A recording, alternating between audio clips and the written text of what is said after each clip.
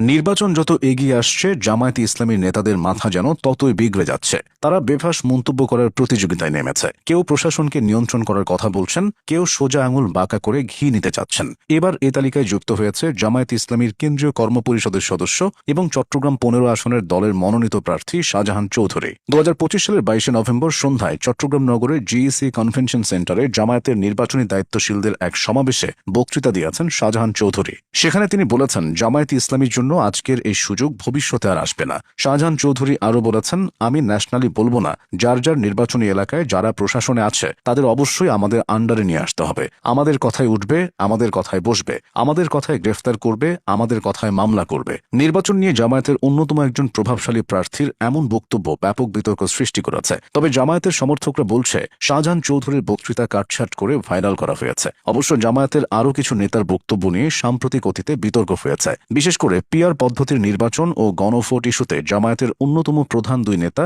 সৈয়দ আবদুল্লাহ মোহাম্মদ তাহের ও অধ্যাপক মিয়া গোলাম পরোয়ার বেশ কিছু ঝাঁঝালো বক্তব্য দিয়েছে। ২০২৫ সালের ৬ নভেম্বর রাজধানীর পল্টনে এক সমাবেশে আবদুল্লাহ তাহের বলেছিলেন, সোজা আঙুলে ঘি না উঠলে আঙুল বাঁকা করব, ঘি আমাদের লাগবেই। তিনি আরও বলেছিলেন, যা বোঝাতে চেয়েছি বুঝে নিয়েন, নো হাঙ্কি বাঙ্কি। মূলত জাতীয় নির্বাচনের আগে গণভোট অনুষ্ঠানের জন্য তিনি এমন মন্তব্য করেছিলেন। এদিকে জামায়াতের সেক্রেটারি জেনারেল মিয়া গোলাম পরোয়ার গরম গরম বক্তৃতা দিয়ে প্রায়শই আলোচনায় থাকেন।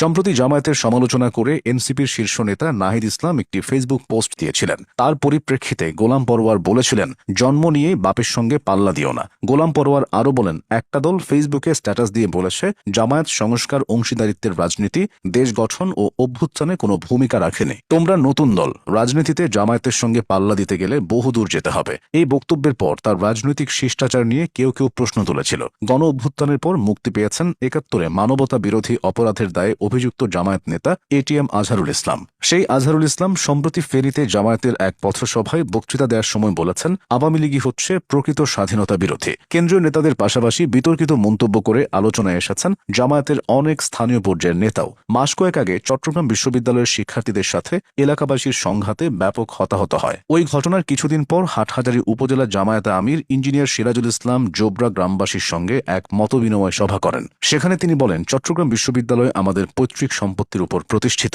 আমরা চট্টগ্রাম বিশ্ববিদ্যালয় ও পার্শ্ববর্তী এলাকার মালিক। আমরা জমিদার, জমিদারের উপর কেউ হস্তক্ষেপ করবে তা আমরা মেনে নেব না। তার এমন বক্তব্যের পর নিন্দার ঝড় ওঠে। পরে ক্ষমা চাইলেও তাকে দলীয় পদ থেকে অব্যাহতি দেয় চট্টগ্রাম উত্তর জেলা জামায়াত। আওয়ামী ভোটার টানতে জামায়াতের অনেক প্রার্থীকে সরব দেখা যাচ্ছে, যাদের কারো কারো বক্তব্য বিতর্কের জন্ম দিচ্ছে। এদিকে ২০২৫ সালের ২৩শে সেপ্টেম্বর একটি পথসভায় ক্লিন ইমেজের আওয়ামী লীগ ভোটারদের জামায়াতে ইসলামীর পতাকা তলে শামিল হওয়ার